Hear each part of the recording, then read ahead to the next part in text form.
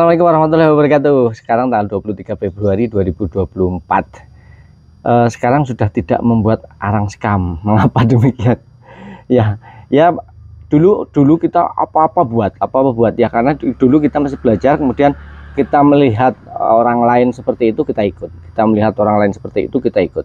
Kemudian lama-lama sambil dipelajari keuntungannya, kerugiannya, terus manfaatnya dan lain sebagainya. Sekarang kita sudah tidak membuat arang sekam lagi. Loh, kebutuhan sekamnya gimana? Kebutuhan arangnya gimana? Arang itu dalam pertanian sebenarnya tidak ada. Itu muncul arang, muncul diketahui manfaatnya, muncul itu kan karena ada perilaku peladang berpindah yang membakar hutan, kemudian tanahnya setelah terbakar kemudian ditanami dan subur. Akhirnya disimpulkan bahwa arang bagus untuk kesuburan tanah, gitu, seperti itu ya. Mungkin sudah ada penelitiannya, kemudian dilakukan penelitian dan lain sebagainya. Itu seperti itu. Nah, kemudian kalau kita lihat hakikatnya bertani, ya tidak seperti itu, tidak membakar hutan, tidak menggunakan arang, tetapi ya udah tanah saja yang ada di situ, tanah yang penuh dengan bahan organik yang dari kotoran hewan-hewan liar, kemudian bahan organik dari sampah-sampah pepohonan, dari sisa-sisa buah yang dimakan oleh hewan liar, seperti itu. Jadi bahan organik yang berasal dari tanaman dan hewan, kemudian dari hewan-hewan yang sudah mati, seperti itu. Hakikatnya seperti itu pertanian awalnya. Kemudian ya seiring perkembangan teknologi, perkembangan zaman, perkembangan pengetahuan, akhirnya seperti itu. Nah, kenapa sekarang sudah tidak membuat arang sekam lagi untuk campuran media tanam? Alasan yang paling utama adalah ketika kita membuat arang itu dilakukan dengan cara membakar. Nah, pembakaran itu menimbulkan asap. Asapnya akhirnya menjadi polusi, mengganggu tetangga. Itu alasannya. Selain mengganggu tetangga, jemuran kita juga ikut bau apek. Jadi alasannya gitu ya. Karena kalau kita membakar itu mengganggu lingkungan, itu alasan utama. Alasan yang kedua ya nggak mau ribet ya ribet gimana ya, lama. Proses pembakaran arang itu bisa memakan waktu 1 hari, bisa sampai 10 jam proses pembakaran sekam. Nanti 10 jam, habis itu kita siram, nanti kita campurkan. Nah, sekarang apa yang dipakai kalau tidak pakai arang? Kita juga tetap masih pakai arang. Duh, katanya tadi nggak bakar. Iya, ini adalah arang sisa pembakaran tungku dapur. Nah, loh, masa sekarang masih pakai tungku masak, pakai kayu ya, ketika kita sedang masak besar biasanya kita tidak pakai kompor gas. Ketika ada acara kita kan masak besar ya, kita biasanya pakai tungku, pakai kayu. Nih.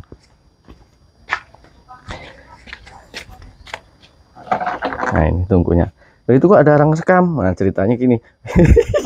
Wajib ini satu biasa kita kemana-mana ngikut ya. Nah, ini kok ada arang sekam? Nah, ini arang sekam ini. Nah, kemarin ceritanya ada keponakan yang kepingin usaha briket arang batok kelapa.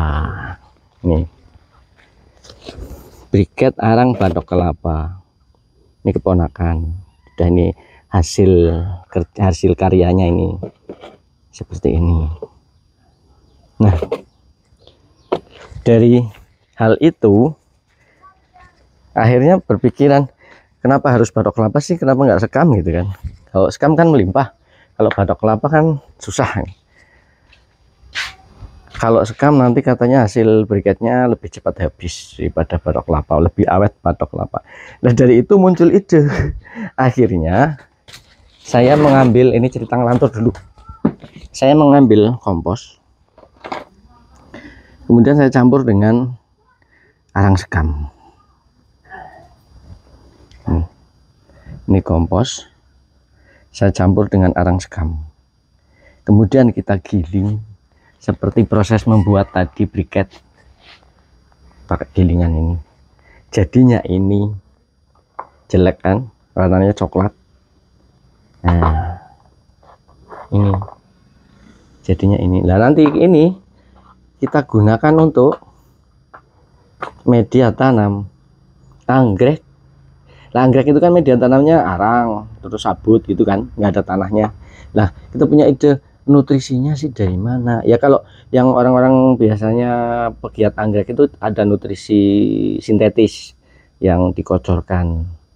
Nah, kita kan nggak pakai nutrisi sintetis, maka muncul ide apakah bisa ini nanti digunakan sebagai media tanam anggrek plus sekaligus nutrisi, karena ada komposnya kan. Jadi arangnya nanti jadi media merambat di sini, sekalian menyerap nutrisinya karena ada komposnya itu. Jadi ini tidak dijemur sampai kering, cuma biarkan saja dia kering angin.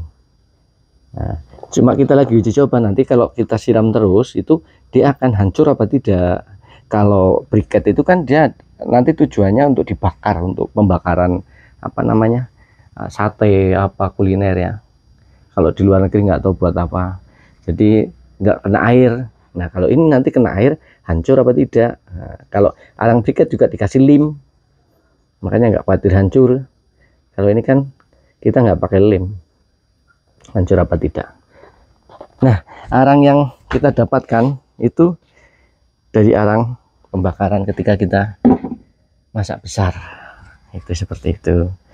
Jadi kita tetap masih menggunakan arang. Lah, biasanya arang-arang itu kalau nggak kita tebar di lahan langsung, kita tebar di areal kandang ayam, kandang entok. Nah ini arangnya yang kita tebar, kemudian atasnya untuk bermain ayam entok ada sisa pakan, ada kotoran. Ini atasnya adalah lapisan-lapisan kotoran hewan yang dibiarkan mengering. Nah, nanti bercampur ketika dieker-eker sama ayam, ini jadinya seperti ini. Ini kan udah dieker-eker ayam, jadi udah bercampur antara arang kayu, kabunya, sama kotoran hewan, ayam, bebek, entok, sapi, kambing.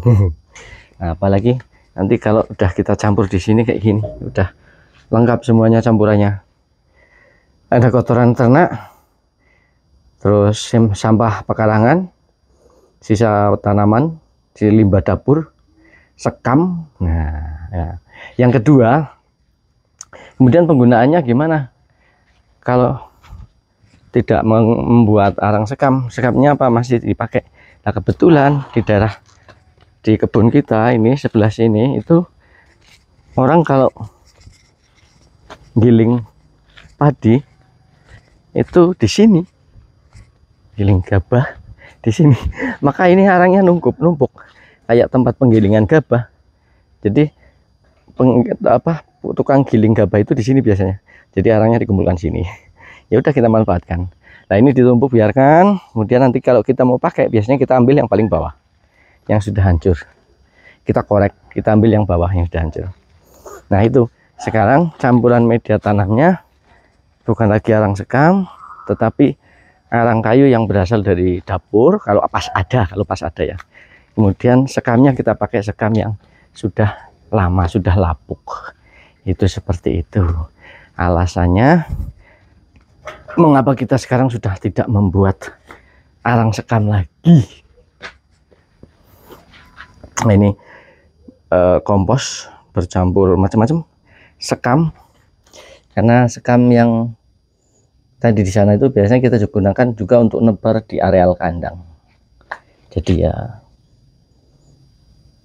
langsung sekalian sudah hancur seperti ini ya. Nah, jadi ini bisa langsung untuk media tanam. Ini rencana kita akan bawa ke atas rooftop, kita hidupkan kembali rooftop nanti untuk nanam timun, jasim, pakcoy, cabai, tomat, dan lain-lain. Demikian sedikit info tentang alasan mengapa sudah tidak membuat arang sekam lagi. Semoga ada manfaatnya. Terima kasih sudah nonton. Assalamualaikum warahmatullahi wabarakatuh. Jadi ya itu polusi, yang utamanya polusi udara.